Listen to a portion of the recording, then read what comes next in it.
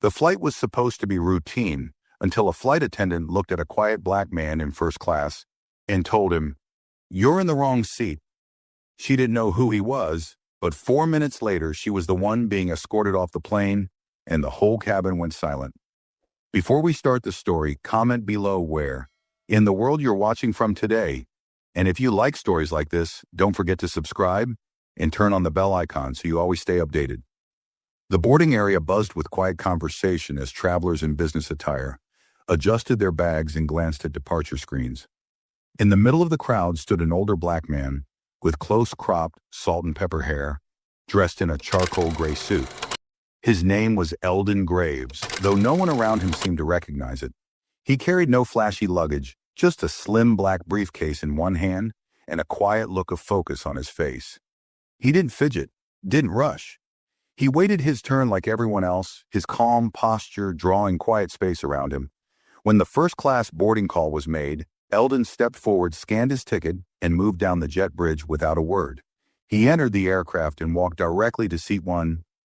The cabin was softly lit, the scent of leather and faint cologne hanging in the air. Only a few other passengers had boarded, 2 middle-aged men and a young woman tapping on her laptop. Eldon placed his briefcase gently in the overhead bin, adjusted the cuff of his white shirt, and lowered himself into the seat without hesitation. He unfolded a newspaper from his inside jacket pocket, settled back, and began to read. Across the cabin, a flight attendant named Melanie Dorsey walked past the rows with practiced steps. Her uniform was pressed, her hair pulled tightly back, her expression clipped and unreadable. But when she reached 1A, her stride slowed. Her eyes moved from Eldon's face to his suit, then to his hands resting on the newspaper. Something flickered in her expression. She stopped beside his seat and spoke without smiling. "Excuse me, sir," she said, tilting her head slightly. "Can I see your boarding pass?" Eldon looked up slowly, folding his newspaper in half. He held out the printed boarding pass without a word. She took it without thanking him and scanned it with a handheld device. The screen gave a soft confirmation beep, but Melanie didn't move. Her brow furrowed slightly as she double-checked the seat number. "This is seat 1A," she said. "That's what my ticket says," Eldon replied calmly. There was no sarcasm in his tone, no aggression, just fact. But Melanie stood there for a beat too long, the pause more telling than anything she said. She handed the pass back with stiff fingers. "Please remain seated," she said. "I just need to confirm something with the gate." She turned without waiting for a response and walked quickly toward the galley. In the second row, a man in a navy blue sport coat glanced up. His name was Trent Barlow, a finance consultant who'd been watching the exchange over the rim of his coffee cup. He said nothing, but his eyes lingered on Melanie's stiff back as she disappeared behind the curtain. In the galley, Melanie grabbed the cabin phone with quick fingers.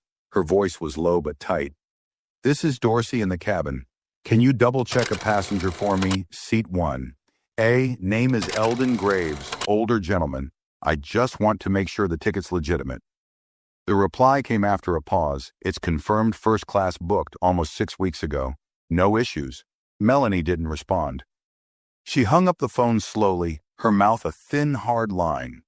Instead of returning to Eldon with an apology or an update, she took a deep breath, adjusted her name badge, and turned back toward the cabin. Her expression had shifted, calmer on the outside, colder underneath. And while the cabin remained quiet, something small had already cracked open.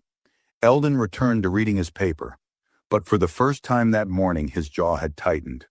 Just slightly, Melanie returned to the first-class cabin with her steps tighter. Her mouth set in a line that looked polite, but didn't feel that way. She stopped next to Eldon's seat again, this time with a clipboard in hand. She didn't offer an apology. Instead, she said, "Mr. Graves, I'm going to ask you to step into the galley with me for a moment. There appears to be an issue with the reservation system." Eldon folded his newspaper calmly and looked at her with quiet focus. "What kind of issue?" he asked. His tone wasn't confrontational, just still, like someone used to being challenged without cause. "I just need to verify something directly with the front." Melanie replied, not quite meeting his eyes. "If you'll follow me, please." From across the aisle, Trent Barlow set his coffee down now, fully alert. Behind him, a young couple, Olivia and Sean Kramer, traveling to San Francisco for their honeymoon, paused their conversation, picking up on the shift in energy. Eldon stood without fuss, tucked the paper into the seat pocket, and adjusted his jacket. "Of course," he said quietly. He followed Melanie down the aisle toward the galley. Eyes followed them. No one said anything, but the silence started to bend around the edges. Olivia leaned closer to Sean and whispered, "Did something happen?" Sean shrugged, but both of them turned to watch the front of the cabin. Inside the galley, Melanie placed her clipboard on the counter and turned to face him.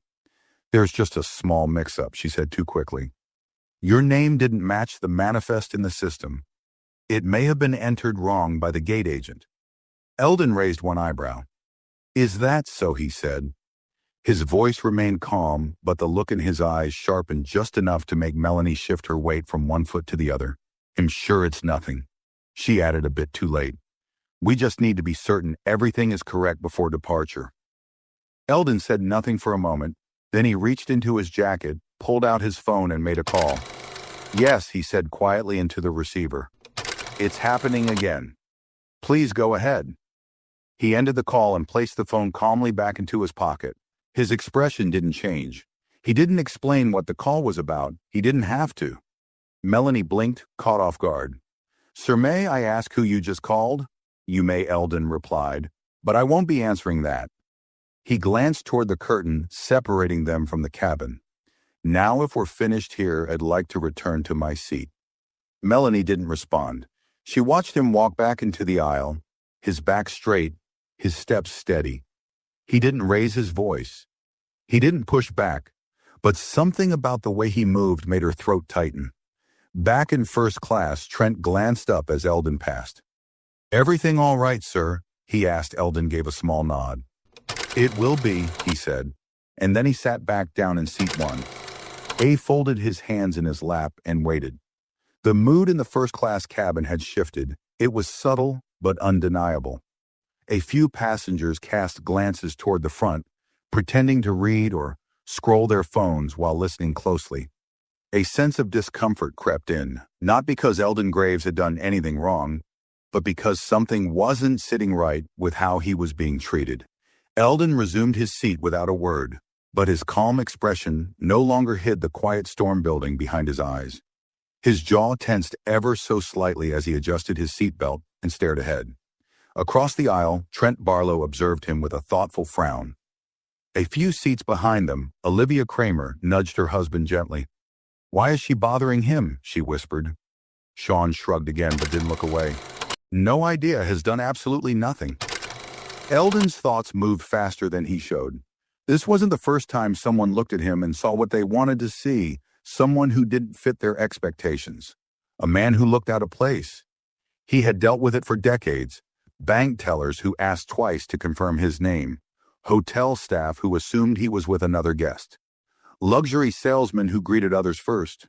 But rarely had it played out this openly, and certainly not in an airline where he held part ownership.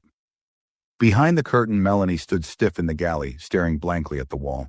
Her stomach fluttered with something close to unease, but her pride held firm. She didn't like being questioned. She didn't like being doubted, and she certainly didn't like the way Eldon had made that phone call. Like he knew something she didn't. She reached for the cabin phone and called for support, this time requesting assistance from the ground supervisor before the plane pushed back. As she waited, another flight attendant stepped into the galley. Carlos Meyer, a young man with steady hands and a calm way of handling problems. He glanced at her clipboard, then back at Melanie. "Everything all right?" Carlos asked. Melanie hesitated, then lowered her voice. "There's something off with that guy in 1A. The name checks out, but I don't know. I just have a feeling." Carlos blinked. "You mean the older gentleman? He showed his ticket, right?" She nodded yes. "It's just something's not adding up," Carlos said gently.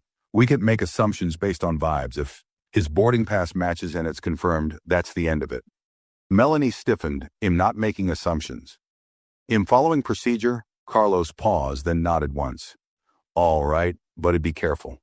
Everyone's watching now." Back in the cabin, Eldon sat still, his gaze fixed ahead, but inwardly his mind was alert. He had already contacted his executive assistant, who had in turn notified the airline's operations team. He didn't want a scene. He never did. But this wasn't something he was going to let slide. Meanwhile, the first-class cabin grew quieter. Passengers had put down their reading. The air felt heavier now. Trent leaned over slightly and said in a low voice, "You handled that with a lot of patience." "Mr. Graves," Eldon said not unkindly. Trent," he replied, "and I just want to say, if that had been me, I wouldn't have kept my cool like that." Eldon gave him a nod, eyes tired but steady. "You learn when to speak," he said, "and when silence does the speaking for you." Just then the captain's voice came over the intercom. "Ladies and gentlemen, begin pushback shortly. Please remain seated as we finalize a minor issue with seating." The tone was calm, but it sent another ripple through the cabin. Olivia turned to Sean again. "This is so strange," she whispered. "Why is he being treated like a threat when he's done nothing but sit quietly?" Sean didn't answer. He looked toward Eldon again, then toward the front where Melanie still hadn't returned. Something wasn't right, and they all knew it. In that moment, Melanie received a second call, but this time it wasn't from the ground staff. It was from the airline's executive operations office. And what she heard on the line made her grip tighten on the edge of the galley counter. Her face lost color. Her voice cracked slightly as she answered, "This is Melanie." The reply was firm. "We've been contacted by a primary stakeholder currently seated in first class on your flight. We need full clarification of the situation immediately. Do not proceed with any further passenger movement until we instruct otherwise." Melanie barely whispered her response. Understood, but her hands were already shaking, and she was starting to realize this wasn't just any passenger, and she had just made a very big mistake. Melanie stood frozen in the galley, her hands still on the phone. The line had gone dead, but the weight of the voice on the other end lingered. It hadn't just been a warning. It had been a shift, a quiet, undeniable shift in power. She wasn't in control anymore, and something inside her knew it. She turned slowly and caught Carlos watching her from the service counter. He didn't say anything, but his eyes said enough. She straightened her blazer, smoothed her hands down the front of her skirt, and stepped toward the curtain. As she moved to return to the cabin, her steps were slower, less certain than before. The moment she appeared, eyes lifted across the cabin. First class had gone still. Conversations had stopped. Olivia set down her water. Trent folded his arms and leaned slightly forward. Even the couple in the last row, Beth and Martin Lowell, who had been silently watching from the beginning, were now fully alert. Melanie walked to Eldon's seat with a look that tried to mimic confidence, but the tightness in her jaw betrayed her. "Mr. Graves," she said, voice low, but clipped, "I've been instructed to ask you and your belongings to move to the main cabin while we sort out the confusion with your reservation." A beat of silence passed. Eldon didn't look surprised. In fact, his face remained perfectly still, almost too still. "On what grounds?" he asked, his voice level measured. "Because my ticket is valid, the manifest matches, and your own device confirms seat 1. So unless there's a new policy, I'd like to know what makes you think I don't belong here." Melanie faltered for half a second. "It's just protocol," she said quickly. "The word's automatic now. When there's a discrepancy, There is no discrepancy," Eldon said, still quiet. "Only your discomfort." Her face flushed. She glanced around the cabin, suddenly aware of the eyes now firmly locked on her. The murmurs started quiet but growing. Beth leaned toward her husband and whispered, "Has handled this with more grace than I ever could." Martin nodded slowly, watching intently. From a few seats back, Trent raised his voice slightly, loud enough for half the cabin to hear. "Is this normal?" he asked. "Because it sure doesn't look like it." Melanie flinched. She looked back down at Eldon. "Sir, I'm just asking you to cooperate." Eldon's gaze didn't soften, and I'm asking for a valid reason. Not protocol, not a feeling, not a guess. The tension spread like ripples in still water. Olivia stood halfway up from her seat. "This is wrong," she said aloud. "He's been respectful the whole time. Why is he the one being removed?" Now Carlos stepped out from the galley, hesitating for just a moment before walking over. He stood beside Melanie and looked down at Eldon. Mr. Graves, he said much softer, I'm sorry for all this. Would you mind stepping into the galley one more time? I think we need to talk. Eldon paused, then nodded once. He stood up slowly, folding his newspaper again, with steady hands. As he stepped into the aisle, he looked directly at Melanie and said, "Let's make one thing clear. I'm not angry, but I don't forget moments like these." That sentence hung in the air as he disappeared behind the curtain, with Carlos inside the galley the moment the curtain closed. Carlos spoke fast and quiet. "Sir, forgive me for the confusion. I just want to let you know. I was told you contacted executive operations. I don't know exactly who you are, but I can tell from the calls we're getting that this isn't going to be handled lightly." Eldon looked at him for a moment, then replied, "One of the people who made this airline possible." Carlos blinked. "Sir, I didn't know I know you did," Eldon replied. "But that woman, she didn't care to find out." Back in the cabin, Melanie stood in place, frozen in front of the rows of silent passengers. Her ears burned as she listened to the whispers growing again. For the first time, the authority in her voice wasn't returning, and when the galley phone buzzed again, its sharp ring slicing through the heavy quiet, she jumped. She stepped quickly behind the curtain, picked it up and said, "This is Melanie." A stern male voice answered, "This is the captain. I've just spoken directly with corporate. They've confirmed Mr. Graves' identity. Do not move him again. Has to remain in first class, undisturbed." Melanie's hand tightened around the receiver. "Captain," she said, her voice cracking. You thought wrong," the captain cut in. "You need to step back and let the crew handle the rest. Stay in the galley until further notice." She hung up slowly, her face pale. Carlos stood near the service cart, watching her silently. He didn't offer comfort. He simply said, "They're calling in a report." Melanie's stomach dropped. "A report?" Carlos nodded once. "They're not just protecting him. They're reviewing you." Melanie sat down on the jump seat and buried her face in her hands. The curtain rustled quietly behind her. On the other side, Eldon Graves sat once again in seat 1, a legs crossed, newspaper back in hand. He didn't smirk. He didn't gloat. He simply waited. But this time, the entire cabin waited with him. The tension in the cabin refused to settle. Even with Eldon Graves returned to his seat and the curtain closed behind the galley, silence clung to the air like fog. The passengers in first class weren't talking much now. They were watching Melanie disappear into the back of the plane, watching Eldon quietly resume his seat, watching for what would happen next. Eldon adjusted the crease in his pant leg and unfolded the newspaper again, though he barely glanced at it this time. His mind was on headlines. His thoughts moved inward, remembering moments not too different from this one. Moments when he was told to wait over there, step aside, or hold on while we verify. He had long ago learned not to meet aggression with more of it. Power had found was quietest when it was most effective. Across the aisle, Trent Barlow leaned closer again, his voice low but firm. "I've seen a lot of things in corporate," he said. "But this was plain wrong." Eldon gave a slight nod, but said nothing. The words weren't necessary. In the back, Melanie sat motionless on the jump seat, staring down at her hands. She kept trying to replay it differently in her head, trying to find a version of events where she had followed the rules, done the right thing, not let something inside her make a snap decision she couldn't undo. But the truth pressed against her like a weight she couldn't shake. She had made a choice. She had seen Eldon's face, his skin, his age, and something in her had leapt ahead of logic. She hadn't even tried to consider that he might belong there, that he might own the seat, the plane, or even more. Carlos moved quietly around her, organizing trays and checking supplies, but the silence between them grew heavier with each passing minute. Eventually he spoke, his tone calm but sharp.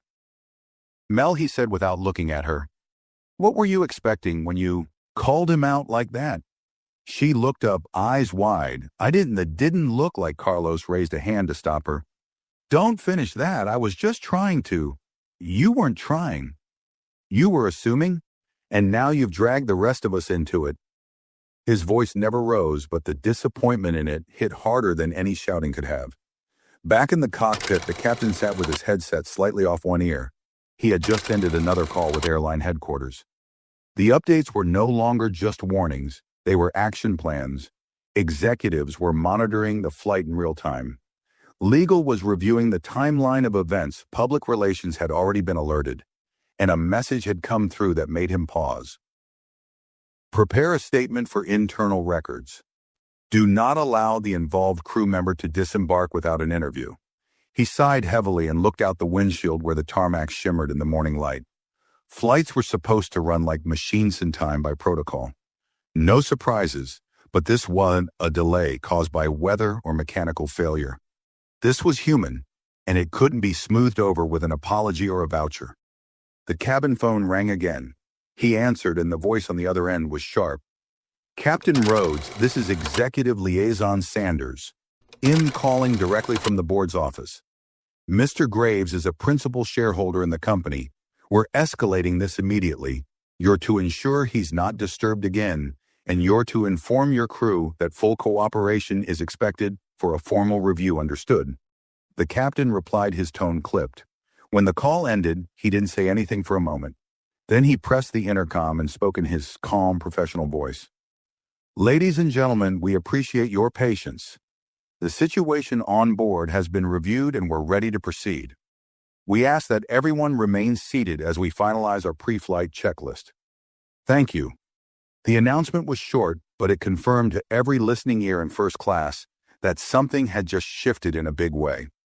In seat 1A, Eldon remained motionless, only now glancing toward the window as the tug vehicle connected with the aircraft. He was calm, but beneath that a storm had settled into his spine.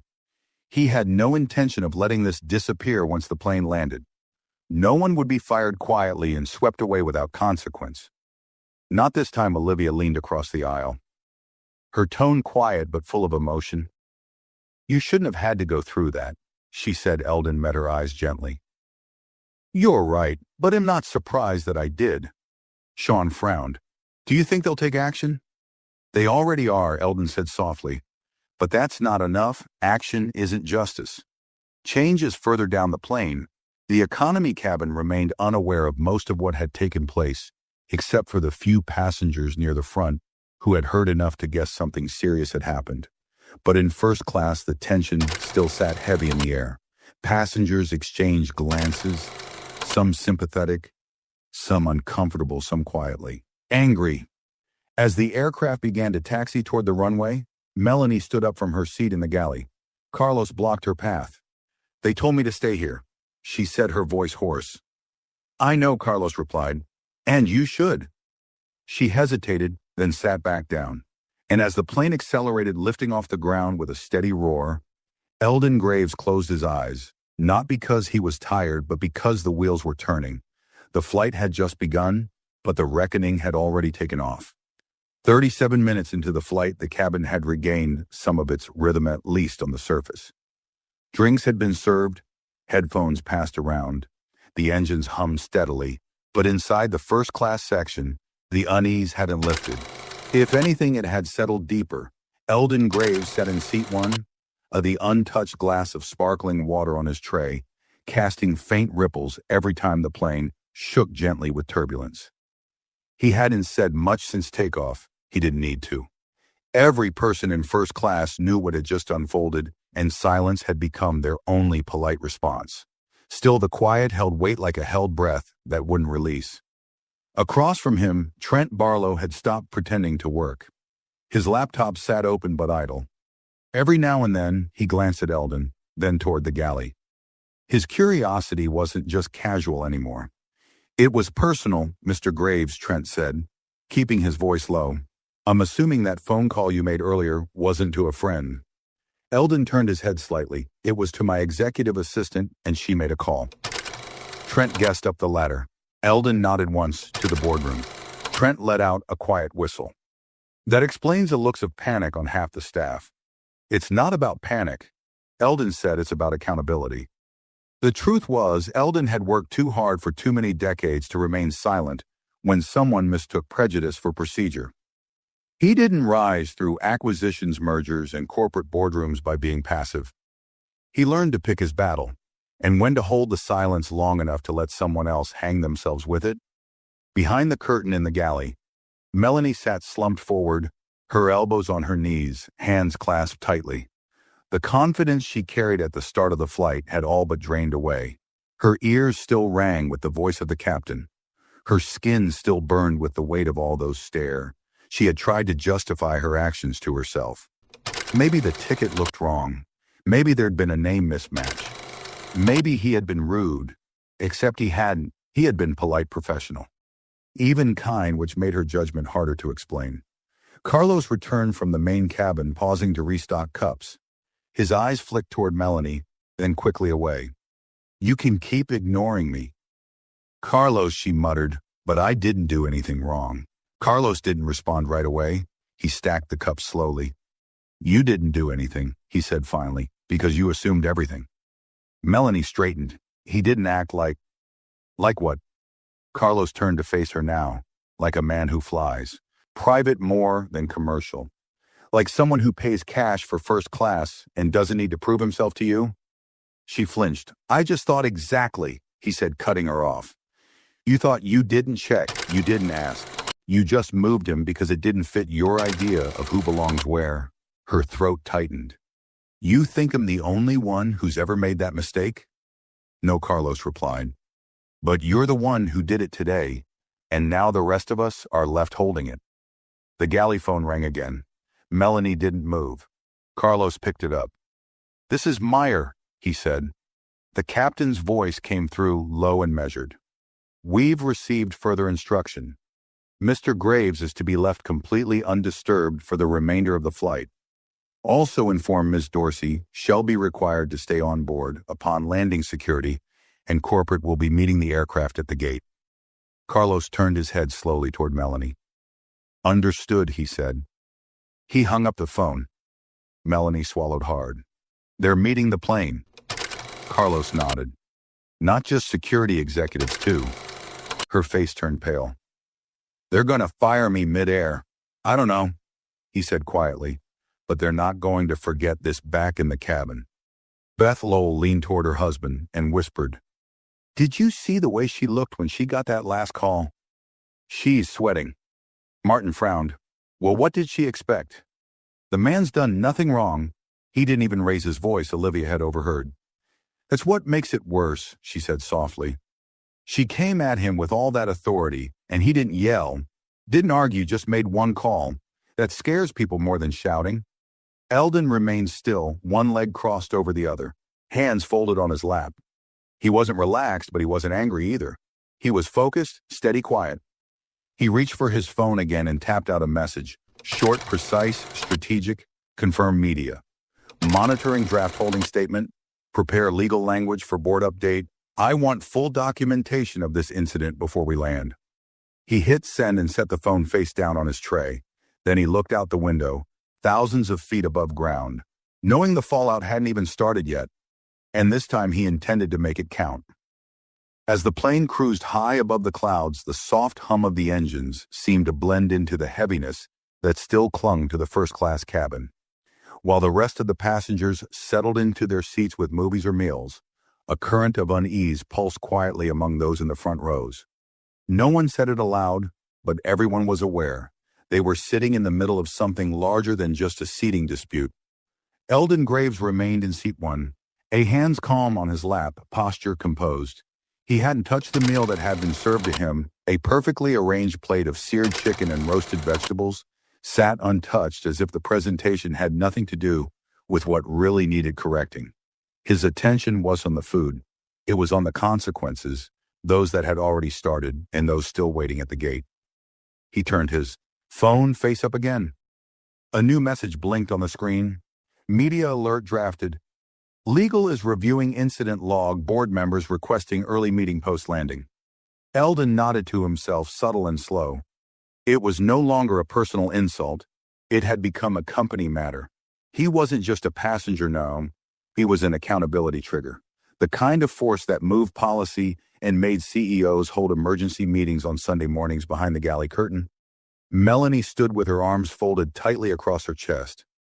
Her eyes were red, not from tears, but from the exhaustion of panic, the mental replay of every decision, every word, every small look that now echoed with judgment.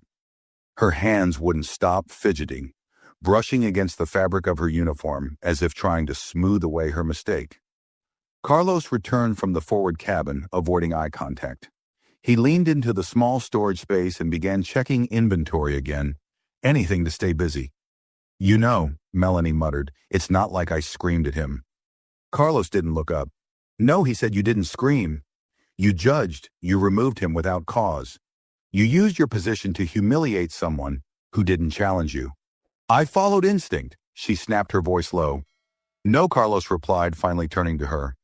"You followed assumption." She fell silent, biting her lip hard. Carlos let the silence settle for a moment, then said, "Do you know who he is?" She shook her head. "Not exactly, just someone important. He co-founded the airline," Carlos said. "Owns a major stake.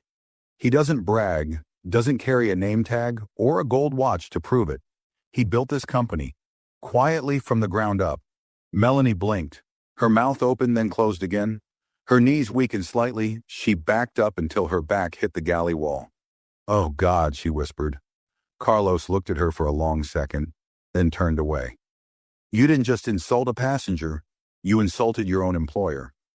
Meanwhile, in seat 2, Olivia quietly scrolled through her phone. She had opened a notes app and had begun typing out her version of what had happened, what she saw, what she heard, not for gossip, not for outrage, for evidence. She wasn't the type to post on the social media, but something about the look on Eldon's face when he was asked to move had stuck with her. The quiet, careful way he swallowed it, like he'd done it before. Like he knew how much it would cost to react in the wrong tone. Trent Barlow leaned over and asked her, "Do you think he's going to sue them?" Olivia shrugged. "Maybe, but I don't think that's what he's after." Trent raised a brow. "No, I think he wants to change something bigger than just his seat," she replied, back at the rear of first class. Carlos opened the galley phone again and made a discreet call to the cockpit. "Captain Rhodes," he said, "update from the ground. Mr. Gravis' legal team has submitted a formal notice of internal review. We've also been told media outlets have been tipped off to an incident on board involving possible racial discrimination." There was a pause. Then the captain replied, "Understood. Well, keep it quiet on board, but well prepare for media presence at the gate."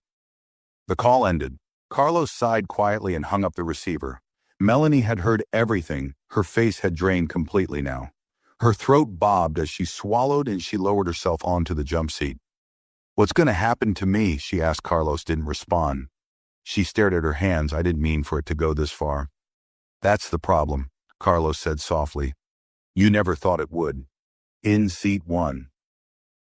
Eldon picked up his pen and began writing on the back of a folded notepad. His handwriting was neat, every line with intent. "When we teach authority without accountability, we raise gatekeepers who protect the gate, but never ask who built it. Today was never about a seat. It was about the assumption that I didn't deserve it." He closed the notepad. He didn't know yet whether he would publish those words, but he knew one thing for certain: someone would read them. Someone needed to, not to shame, not to destroy, but to confront the system that still made moments like this possible. He pressed the call button for the flight attendant. Carlos appeared quickly. "Yes, Mr. Graves." Eldon looked up and nodded toward his tray. "You can clear this. I'm not hungry." Carlos took the tray, quietly pausing just before he turned away. "For what it's worth," he said, "I'm sorry, sir." Eldon held his gaze for a moment.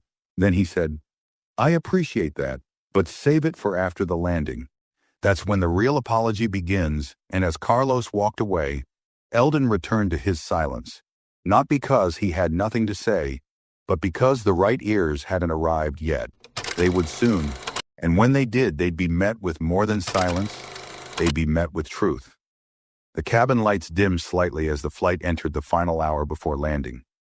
Outside, the clouds broke in long ribbons of white and gold, the sun setting gently into the curve of the sky. Inside, however, the mood was thick, anchored in tension and uncertainty.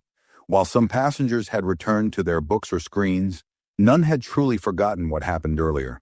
The air still carried the residue of the earlier confrontation, an awkward silence that no beverage cart or dinner service could clean. Eldon Graves sat with his eyes closed, not asleep but focused. He didn't need noise to know what was happening around him. He could feel it in the way people looked at him now, more respectfully, more cautiously. He could feel it in the tone of the captain's announcements now laced with forced calm.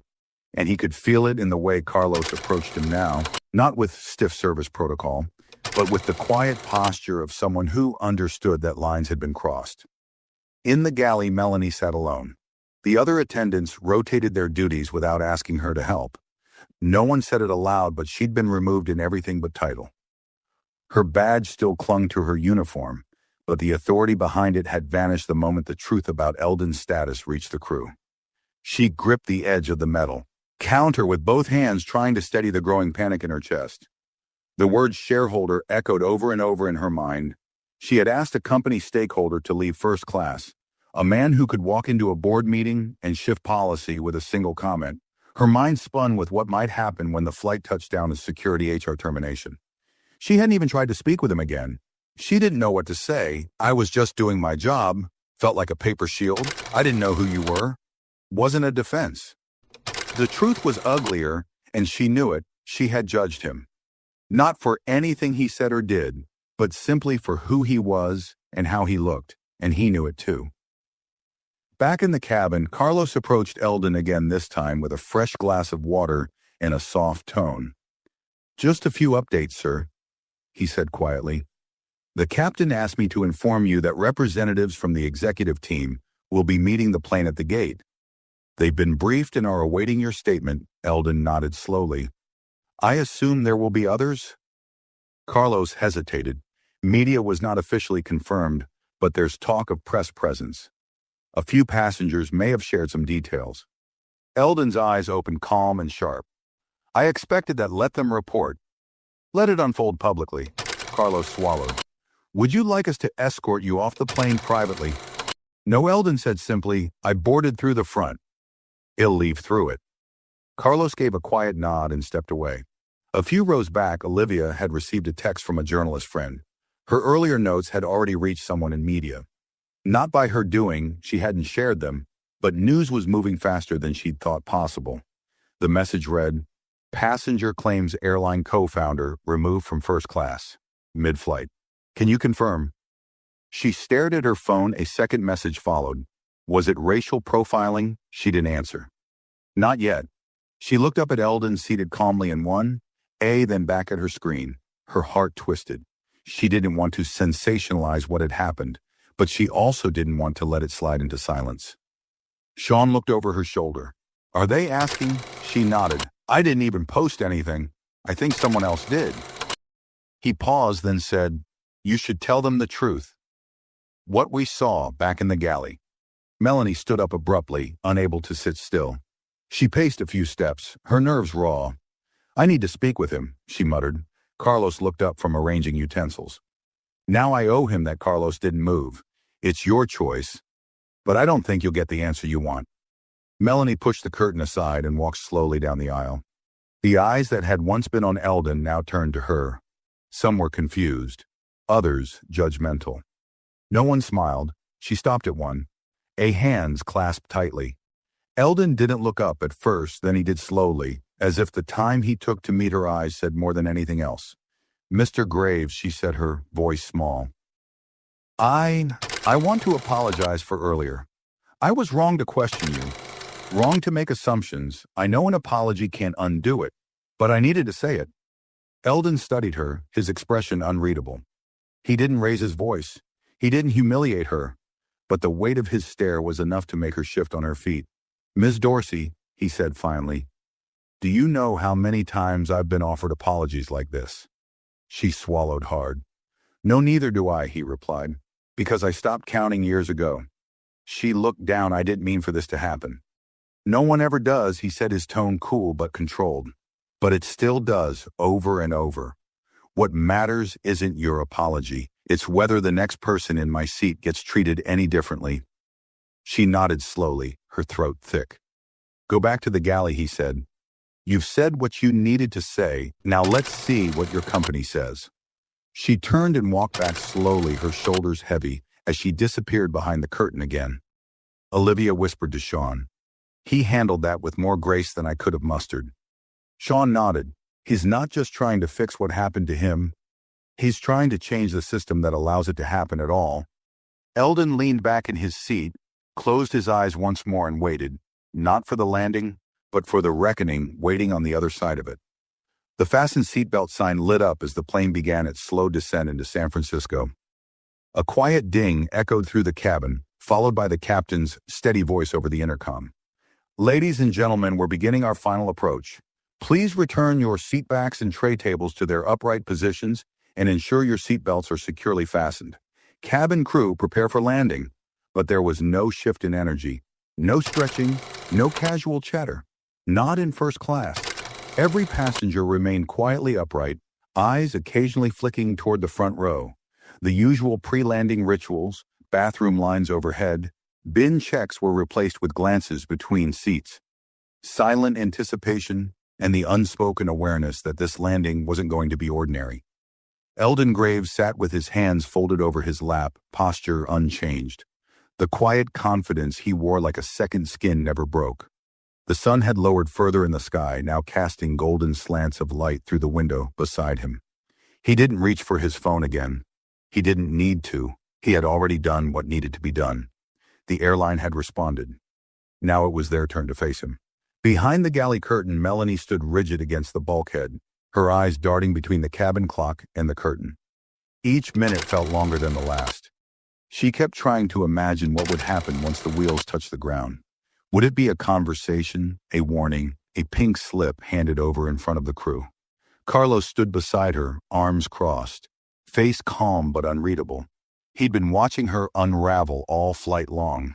She had stopped talking 2 hours ago, and now she simply stood, her face pale, her mouth slightly open like she was rehearsing an apology. She would never get the chance to finish. "I didn't mean to ruin everything," she whispered without. Looking at him, Carlos didn't respond. He just stared straight ahead. Up in the cockpit, Captain Rhodes adjusted the control flaps as the plane made its final descent. His headset buzzed with an incoming call from dispatch. "Captain Rhodes, be advised, airline executive team will be waiting at gate 12 upon arrival. Please do not allow disembarkation until Mr. Graves and involved crew have been met by leadership. Security has also been informed." The captain acknowledged the instruction with a dry copy but inside he let out a breath he hadn't realized he'd been holding. He had captained dozens of flights for the company, but none that came with corporate waiting on the jet bridge. This wasn't turbulence, this was damage control, and it had already started before the wheels hit the runway. As the plane descended through the final layer of cloud, a subtle hush fell across the cabin. Some passengers glanced out their windows, watching the coastline crawl closer. Others watched Eldon. He remained motionless as if preparing for a boardroom meeting instead of landing. In 2C, Olivia refreshed her email again, heart pounding. The journalist she knew had already published something, breaking airline shareholder allegedly removed from first class mid-flight internal review underway. A second headline followed minutes later. Witnesses confirm racial profiling incident on board flight 728, high-ranking investor targeted by staff. Sean leaned over. "They're running it." Olivia turned the screen toward him. "It's out across the aisle." Trent caught sight of the headline and exhaled deeply. "Well," he said, "they're not burying this." As the wheels met the tarmac with a soft but final thud, the aircraft slowed, rolling toward the gate. Outside the windows, the usual rush of ground crew activity was missing. Instead, 2 men in dark suits stood at the top of the ramp near the gate's entrance. Another uniformed security agent waited just beyond the glass, eyes focused on the aircraft. Inside, the mood was brittle. A sharp chime rang out. "Ladies and gentlemen, we have arrived. Please remain seated with your seatbelts fastened until the captain has turned off the fasten seatbelt sign. We ask for your patience as we finalize our arrival procedures." No one moved. Eldon didn't unbuckle. Melanie, now trembling slightly, stood frozen in the galley, her mouth dry. Carlos quietly stepped out into the cabin and made his way forward, stopping at seat 1. "Mr. Graves," he said in a low voice, "the executive team is at the gate. They've asked to speak with you directly before anyone else deplanes." Eldon nodded once I assumed as much. Carlos hesitated. "Would you like me to accompany you?" Eldon looked up, I appreciate the offer. But no, this is something I'll do alone. Carlos nodded, then moved aside. The fasten seatbelt sign turned off with a ding, and yet no one rose. Everyone remained seated as Eldon stood. He reached into the overhead bin, retrieved his slim briefcase, and straightened the collar of his jacket. His movements were deliberate. Controlled, not theatrical, just precise. As he made his way down the aisle, the passengers in first class parted in silence. Olivia and Sean gave him a small nod. Trent stood briefly and said, "For what it's worth, I'm glad I witnessed this." Eldon paused, met his eyes, and replied, "Then I hope you do more than just witness." He continued walking. As he reached the front of the plane, the door opened with a slow, quiet hiss. The suited executives stepped aboard. One extended a hand. "Mr. Graves," he said, "I'm Jonathan Kerr, Vice President of Corporate Affairs. On behalf of the airline, I want to." Eldon didn't take the hand. "I'm not here for apologies," he said flatly. "I'm here for answers." Kerr lowered his hand. Behind them, Melanie watched from the galley doorway, her heart pounding as two security agents quietly approached her position. One spoke softly. "Mom, we'll need you to step off the plane with us." She didn't move. Carlos, standing nearby, gave her one final look. A mix of disappointment, pity, and clarity. "It was never just about a seat," he said. And with that, Melanie stepped forward, flanked by the two officers, her footsteps shaky, the whisper of her shoes nearly drowned out by the sound of her career slipping away. Back in the aisle, Eldon turned once to glance at the cabin. No gloating, no smile. Just the same calm expression he had worn all flight long. Then he stepped off the plane. And the real consequences began. The terminal was eerily quiet on the far end of Gate 12, where three sharply dressed executives stood stiffly beside a row of tinted glass windows. Behind them, a security team waited in plain Navy uniforms, their postures relaxed but alert. A few airport staff members lingered at a distance, whispering and pretending to check their tablets, while keeping one eye on the jet bridge. Everyone had heard something, none of them knew the full story. Eldon Graves stepped into the terminal with steady, unhurried steps. His suit was still smooth, his tie still perfect. In one hand he held his briefcase, in the other. Nothing, he needed no documents, no lawyer, no entourage. His presence alone brought the tension to its peak. You didn't need noise when you carried this kind of power. Jonathan Kerr, the Vice President of Corporate Affairs, stepped forward again now, a bit more nervous than he had been at the aircraft door. He extended his hand once more. "Mr. Graves, I just want to say again." "Where I asked for answers," Eldon interrupted, his voice low and controlled. "Not handshakes." Kerr quickly lowered his hand and gestured toward a nearby private conference room, a glass-walled office space used for last-minute flight operations. "Of course, we've prepared a space for privacy." "I'm not concerned about privacy," Eldon replied, "but if it helps you avoid public embarrassment, I'll allow it."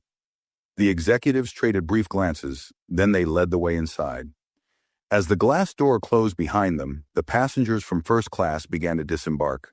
Olivia, Sean, Trent, and the Lowells all paused as they stepped into the terminal. There was no doubt about where Eldon had gone. The room was clearly visible through the glass, and Eldon's presence commanded the center like a courtroom judge. Trent shook his head. He didn't have to say much, but he said everything that mattered. Olivia replied softly, because he knew this wasn't just about him. Back on the jet bridge, Melanie stood beside two security officers who were gently but firmly guiding her toward a separate door off the main path. Her lips were pressed together tightly, her face pale. She hadn't said a word since she left the aircraft. She didn't ask questions, there were none left to ask. She was led into a different office down the hall, this one smaller, colder, and intentionally less comfortable. Inside the executive meeting room, Eldon removed his jacket and placed it over the back of a chair. He didn't sit yet. He let them sit first. Kerr cleared his throat. "Mr. Graves, I'm sure you're aware that this incident has escalated rapidly. We've already suspended the crew member involved and are launching a full internal investigation. We've also prepared a draft statement acknowledging the incident and reaffirming our commitment to equality." Eldon remained standing. "Do you think a press release fixes this?" he asked. His voice didn't rise, but it filled the space like wind through a cracked window. Do you think that announcing sensitivity training again will erase the message? This incident sent to every black passenger, every black employee who sees the news tomorrow. Kerr shifted in his seat. No, sir, we don't. That's why we want your guidance in how to move forward appropriately. You'll receive a letter from my legal team within the next 24 hours. Eldon replied, in that letter you'll find a detailed request for the following: first, a full investigation into all complaints made in the last 3 years that involve seat errors and boarding misunderstandings. I want demographic data. I want timestamps. I want patterns. The director of policy, a woman in her 50s, named Evelyn Brooks, nodded quickly and began writing. Second, Eldon continued, I want a full overhaul of the training protocol, not a slideshow. Not a check-the-box session. I want immersive, behavioral-based training. I want independent facilitators with no ties to your HR department. Understood. Kerr said, trying to keep pace. Third, and most importantly, Eldon said, I want a public apology issued not just to me, but to every passenger who's been quietly humiliated without consequence. I want it delivered by your CEO, not a spokesperson, not a social media intern. Kerr hesitated. We will need to run that through our. Eldon raised a hand. Your CEO can decide how many headlines he'd like to read tomorrow morning. You're lucky this incident stayed quiet as long as it did. Behind the glass, a few terminal staff watched nervously. Some of them had pieced together the story already. Others had only seen the flight attendant being walked off the plane. But the message was becoming clear. Something had gone very, very wrong, and someone powerful was not letting it disappear. After several minutes, Eldon sat. He opened his briefcase, removed a neatly folded sheet of paper, and slid it across the table. This is a copy of the personal statement I intend to share publicly, he said. It's not negotiable.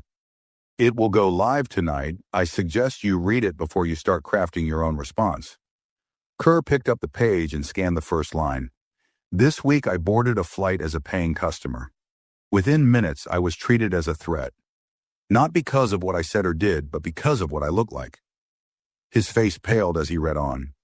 Eldon rose again, buttoned his jacket, and looked around the table. I won't be issuing lawsuits, am not interested in payouts, am interested in permanent change. You can either help make that happen, or you can answer for why you didn't. He turned and left the room without another word. Outside, Olivia and Sean stood near a news camera that had just rolled up. A reporter adjusted her microphone. That's him, someone whispered. Eldon stepped out into the terminal as the first question flew toward him. Mr. Graves, can you comment on what happened during the flight? He paused, then he said, what happened on that flight has happened to hundreds of people who never got a chance to speak. The only difference is, this time the wrong person stayed silent for too long, and the right one didn't. And then he walked straight through the terminal, briefcase in hand, the press chasing behind him. The storm had landed, and it had a name. The sun had fully dipped behind the San Francisco skyline. By the time Eldon Graves stepped into the black sedan, waiting outside the terminal, the glass doors closed behind him with a soft hush, separating the chaos of the airport from the calm he carried with him. The driver nodded politely and pulled away, navigating the winding lanes, as reporters scrambled to follow on foot, some calling out his name, even as the car disappeared into the stream of departing traffic. Eldon didn't look back. Inside the car, silence reigned. The cabin smelled faintly of leather and cedar. He sat upright, his briefcase resting across his lap, his phone blinking softly in his palm.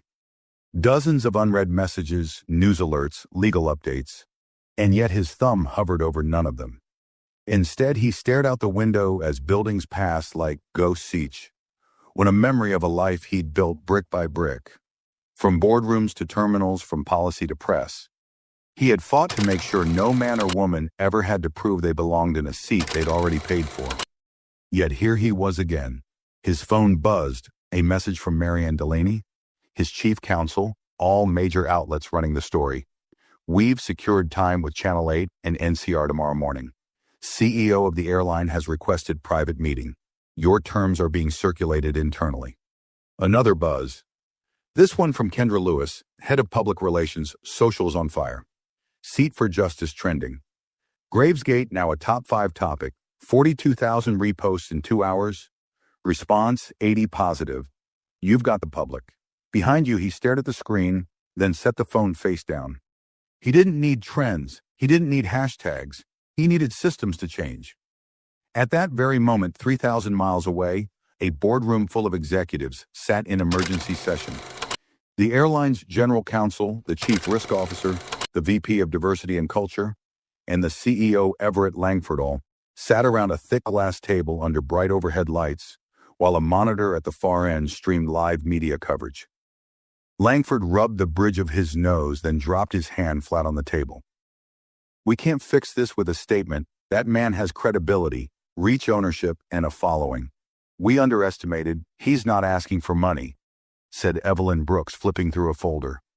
Hez asking for numbers, data policy rewrites. Langford exhaled slowly. Hez asking for a full confession. The legal advisor spoke up. The public already sees it that way. Melanie Dorsey's image is circulating. There's a petition demanding her termination and accountability from management. Langford's jaw tightened. She's been suspended indefinitely. Full investigation pending. And what about grotesque conditions? Someone asked from the far end of the table. Langford tapped the file in front of him. We give him everything. Full access to the internal review process, external facilitators for training, monthly reports to shareholders and the public. If we don't, we risk losing him and the reputation we spent 30 years building, another executive added. And is right, we've had similar incidents, minor brushed off, documented poorly. This one just hit the wrong man on the wrong day. No, Langford said standing, he was the right man, the only one who wouldn't let it slide.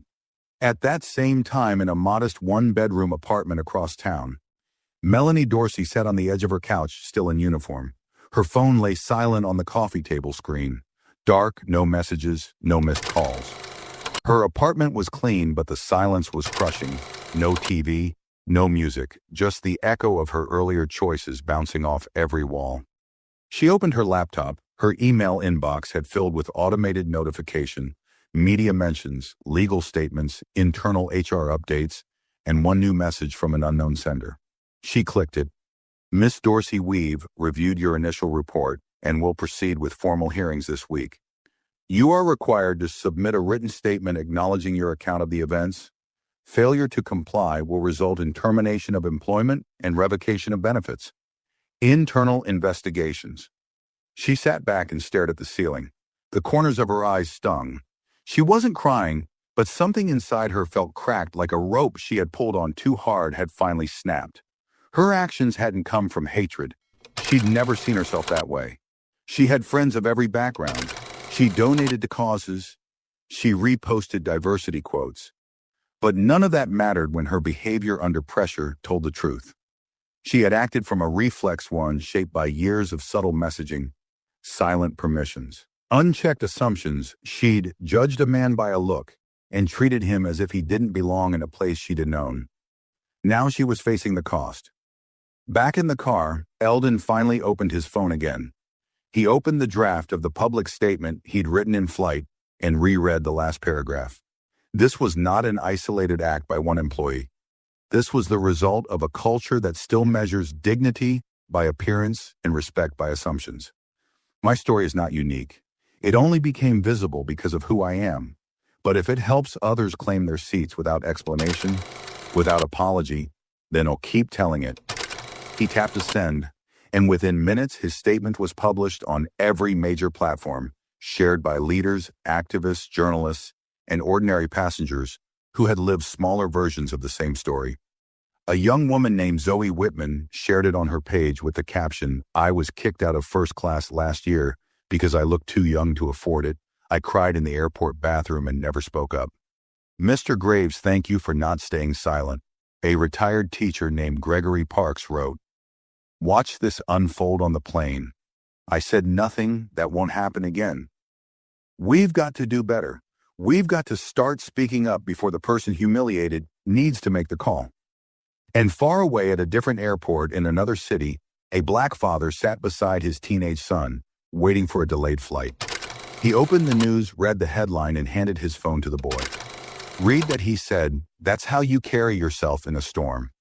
The boy nodded, eyes wide, as he scrolled through Eldon Graves' story, and without knowing it, thousands of miles from where it all began, the ripples had already reached another seat, one that might now be protected because a man refused to be quietly escorted off a plane that he helped build. The storm hadn't just landed, it had started to clear, but the skies would never look the same again. The next morning arrived with headlines on every major news network. Airports across the country had TV monitors playing the same story on loop news. Anchors in press suits used words like corporate reckoning, systemic shift, and accountability in motion. But beneath the polished phrases, it was clear something rare had happened. A quiet humiliation had gone public, and this time the man at the center wasn't pushed into silence. In downtown San Francisco, Eldon Graves stepped into the lobby of the Langston Equity Building. His company's headquarters, a large digital screen behind the reception desk, displayed a rotating slideshow of the firm's recent accomplishments, school infrastructure projects, environmental tech startups, prison reform initiatives. It was a subtle, constant reminder that this wasn't just a business, it was a mission. Employees in the lobby paused as he walked past. Some offered respectful nods. Others looked at him with something between awe and gratitude. He was no longer just their founder or chairman. He had become a public symbol overnight. Not because he chased fame, but because he refused to sit quietly when disrespected in a space that should have been his. By right, he rode the elevator to the 30th floor, stepped into the boardroom, and was met by his leadership team. His senior strategist, Julian Pierce, pulled him aside. "Press is waiting downstairs," Julian said. "3 major outlets, everyone wants the exclusive." And the airline just released a full statement, public apology signed by the CEO, plus confirmation that Melanie Dorsey has been terminated. Eldon's face didn't move. Anything about policy reform, Julian handed him a printout. "They're adopting every measure you proposed. Full transparency audits, external compliance monitors, racial bias training embedded into annual certification. And they've invited you to consult on long-term culture strategy." Eldon read the page carefully, then set it down. "They're not doing this because they believe in it," he said. "They're doing it because they're afraid not to." Julian gave a small nod. "Does that matter?" "No," Eldon replied. "What matters is what happens 2 years from now, when the spotlight fades and people return to routine. We need to make sure this isn't a seasonal change. It needs to stick." They stepped into the boardroom. The meeting began, across town in a quiet cafe. Olivia and Sean sat with a journalist from Channel 8, giving a first-hand account of what they saw on board. Olivia spoke with composure, but her voice carried weight. It wasn't just about Mr. Graves being asked to move, she said. It was the way she looked at him, like he didn't belong, and when he refused to be humiliated, she escalated it. She didn't expect him to have power. The journalist nodded, scribbling furiously. "And how did he respond?" Sean leaned in. "With patience, with control, but also with precision. He didn't shout, he didn't threaten. He let the system expose itself, and then made sure people saw it." Meanwhile, in a neighborhood just outside the city, Melanie Dorsey sat at her dining table with her mother, Patricia. Her apartment was still the curtains drawn. "I made one mistake," she said, her voice hoarse. "One?" Patricia shook her head gently. "It wasn't one mistake, sweetheart. It was years of small things you never questioned. You just didn't notice until it hit someone who could make you see it." Melanie looked down, her fingers trembling around a chipped coffee mug. "I don't hate anyone, Mom. I didn't even think about his race until I was already treating him like he didn't deserve to be there." "And that's the lesson," Patricia replied. "It's not about hate. It's about habits. It's about how easily we believe we know someone's place." Melanie blinked hard. "Do you think I deserve to lose everything?" Patricia reached across the table and took her hand. "I think you have a chance to learn, but only if you stop trying to defend who you were." Melanie didn't answer. But for the first time in days, she didn't argue either. Back in the city, Eldon's team reviewed the live social metrics from his public statement. Over 1 million shares, endorsements from Fortune 500 CEOs, civil rights organizations quoting him, universities requesting permission to use his speech and training material. He scrolled through the comments, some angry, some relieved, most supportive. One stood out: "I'm a flight attendant. I saw this happen before and stayed quiet. I won't anymore. Thank you for giving people like me the courage to speak." Eldon closed the laptop and leaned back in his chair. His office looked the same as always. Mahogany shelves, minimal decor, quiet elegance. But it felt different now. Like a courtroom after a verdict. He thought about the quiet power of restraint, the strength it took not to yell, not to shame, not to throw names and threaten lawsuits. Instead, he'd chosen something harder: to hold up a mirror, let them see themselves and walk away with dignity intact. And because he had others, had found the strength to do the same. Later that afternoon, Channel 8 aired a full-length segment titled "The Seat That Spoke Back."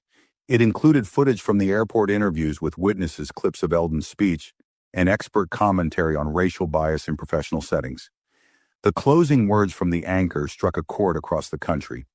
Eldon Graves didn't ask for special treatment. He asked for equal treatment, and when that was denied, he didn't explode. He exposed in doing so. He reminded us all that silence can be graceful, but it should never be mistaken for acceptance. In living rooms, dormitories, offices, and break rooms across the nation, people watched. Some nodded, some wept. Some looked inward. And in one small town in Georgia, a young black boy named Landon, no older than 10, watched the final frame with his grandmother.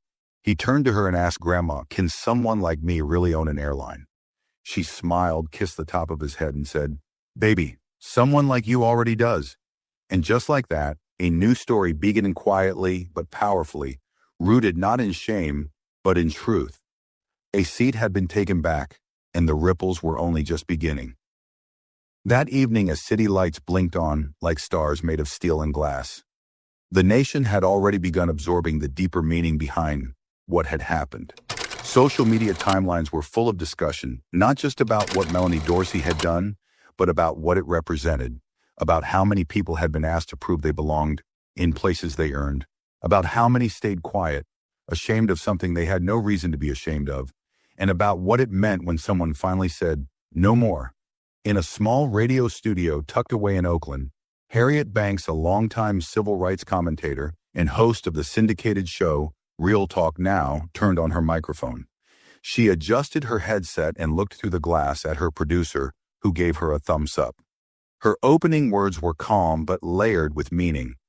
"This week," she said, "a man didn't shout, he didn't sue, he didn't threaten. He simply stayed in his seat and let the truth do the shouting for him. And in that moment, he told every person watching, you don't have to shrink when someone tries to erase you." Her phone lines lit up, call after call.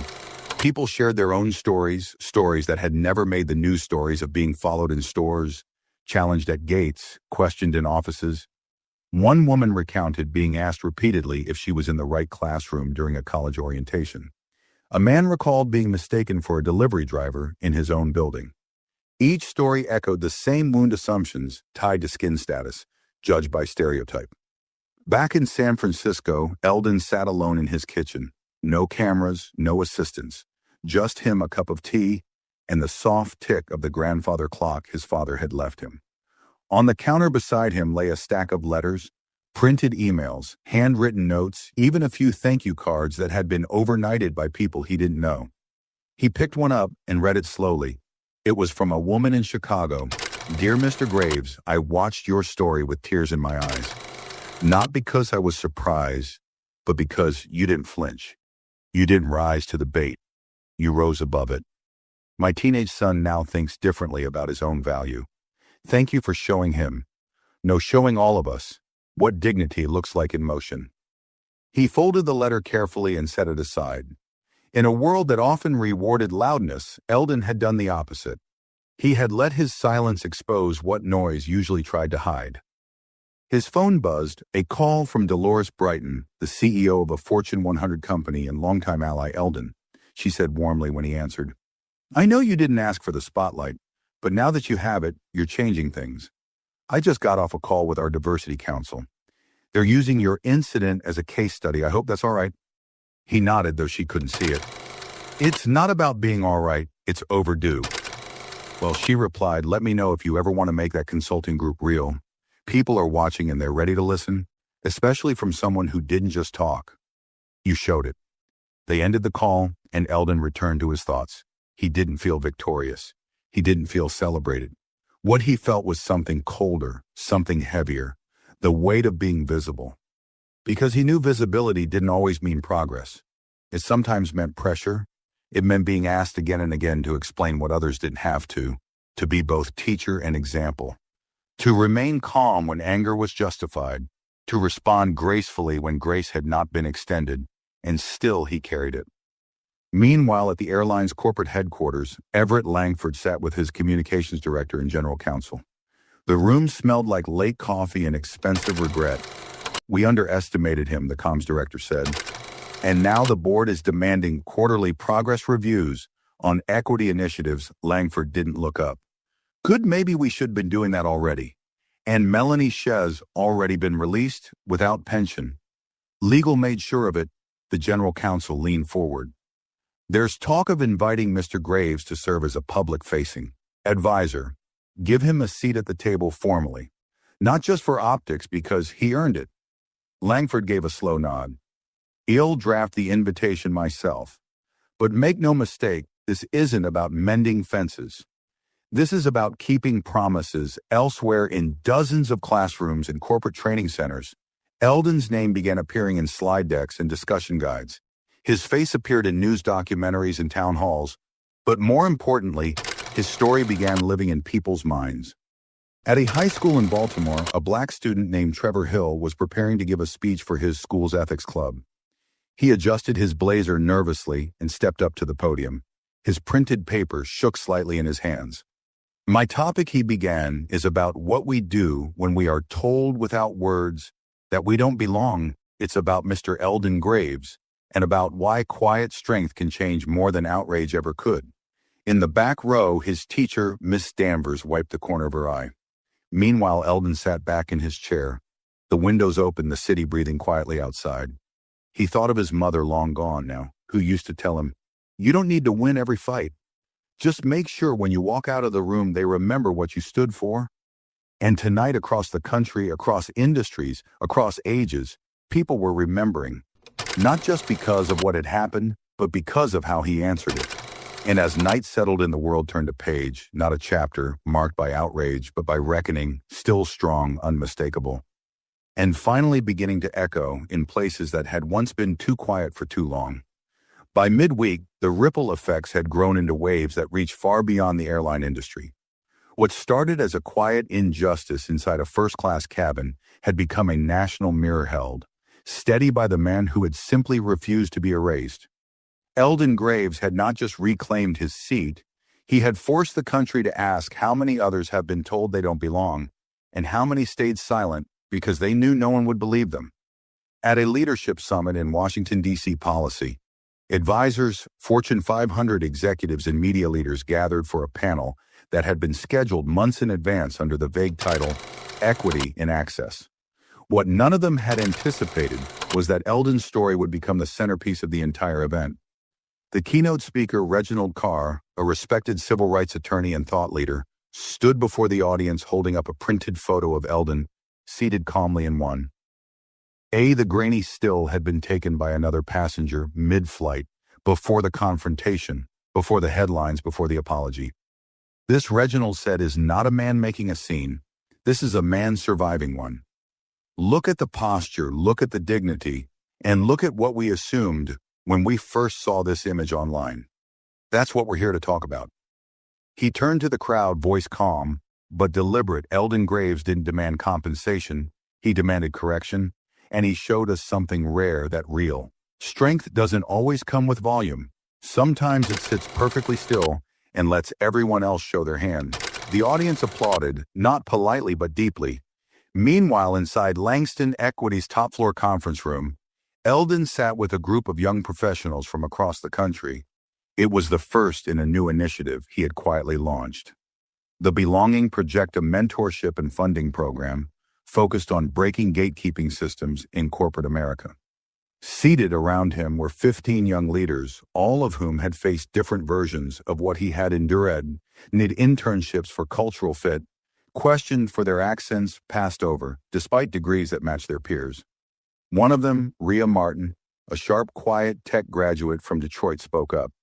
I keep wondering if I had been on that flight and it happened to me. Would anything have changed? Because I don't have shareholders, I don't have media pull, I'm just someone trying to get in. Eldon nodded slowly. That's why we're here, he said.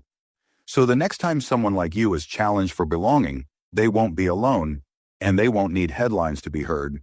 He didn't offer inspiration, he offered structure strategy, a roadmap for protection, legal, financial, institutional.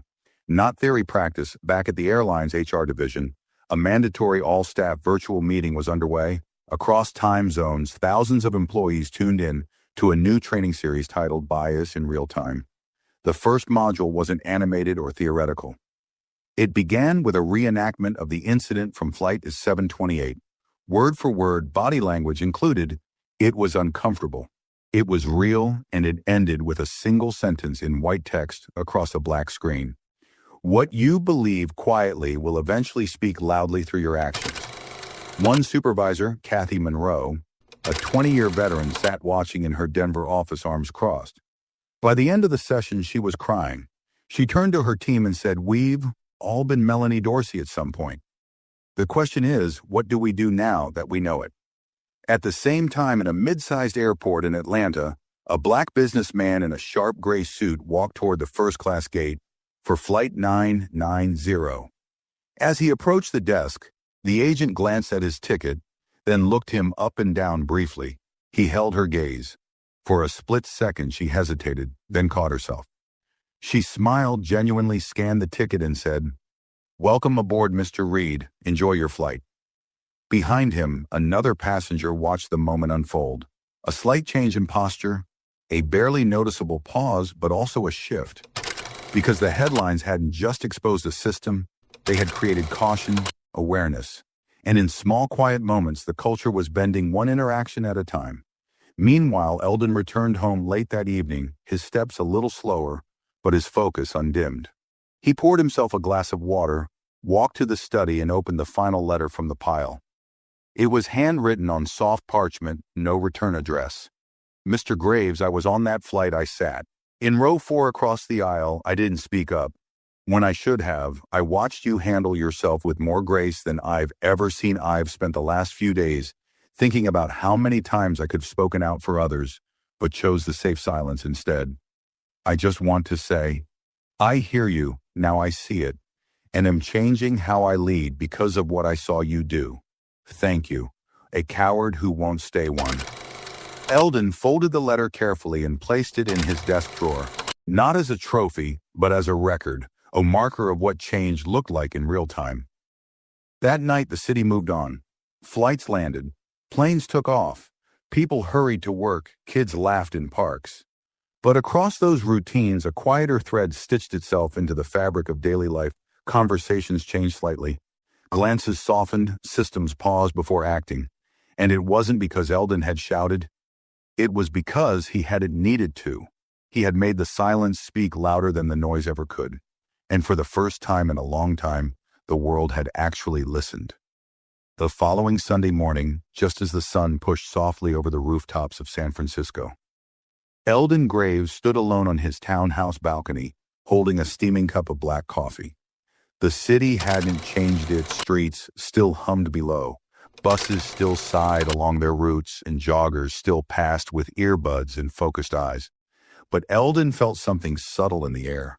A shift not in noise, not in headlines, but in the way people now paused, thought, and looked closer at moments they used to ignore.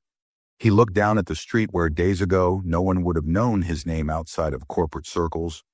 Now cab drivers nodded at him, children pointed, and strangers sent him messages, not to praise him, but to say thank you, or simply, "I saw it happen. I've lived it too." His phone buzzed gently on the balcony table beside him. A message from Marianne, his chief counsel. "Final Numbers Airlines Board has approved every item you pushed. They've also invited you to lead a national coalition on bias in commercial policy. It's happening." Eldon. All of it. He read the message, nodded once, and set the phone down without replying. He didn't need confirmation.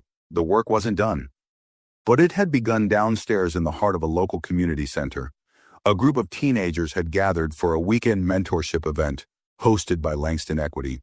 The walls were lined with simple posters, quotes from civil rights leaders, innovators, and now one from Eldon himself. The seat in power. The seat is proof that you were always meant to be there, even when someone else forgot. Among the teens, Zoe Whitman stood at the front with a marker in her hand. Just a week ago, she had shared Eldon's story on her social media with trembling fingers. Now she was teaching younger students how to respond when challenged, how to remain composed, and how to document and protect themselves. Because the fire Eldon had lit didn't end in boardrooms. It was lighting corners in classrooms, airports, and family homes, places that were never on camera, but where the real battle had always lived. Somewhere in Florida, Melanie Dorsey walked through a quiet park away from the headlines. No job, no uniform. Just her a notebook and the consequences of every choice she had made. She sat under a tree and opened the journal she had started days earlier. Her first words on the page, "I believed I was fair. But fairness isn't what you say. It's what you do when no one's watching. I didn't lose my job. I was forced to face who I had become." She kept writing not for public redemption, but because real change she now understood started in silence too. Back in Eldon's office, a framed newspaper front page had just been delivered. The headline read, "Justice at 30,000 feet and beyond." Below the bold type was an image of Eldon walking calmly through the terminal, his briefcase in hand, his eyes straight ahead. Behind him, the chaos had already begun. Ahead of him, change was waiting.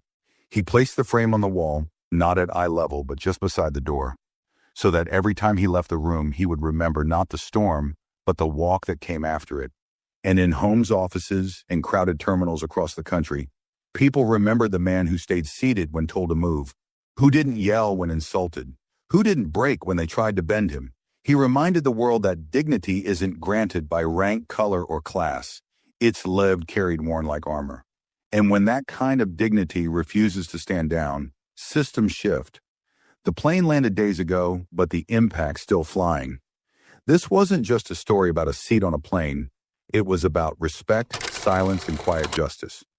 If this story meant something to you, please give it a like. Share your thoughts in the comments, and don't forget to subscribe to the channel for more powerful stories like this.